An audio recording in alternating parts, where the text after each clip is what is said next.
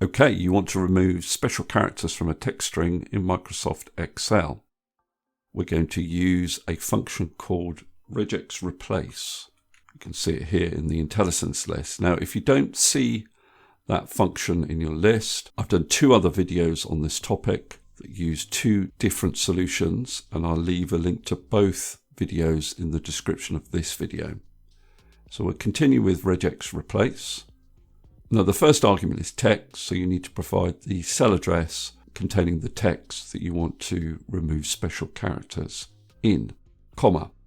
Now, the pattern has to be what's called a regular expression, and the regular expression needs to go in speech marks, and the regular expression we're going to use is this one here, and you can copy that from the description of this video below.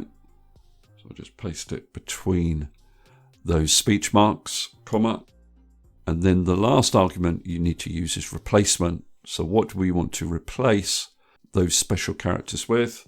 Well, nothing. So 2 speech marks, nothing in between.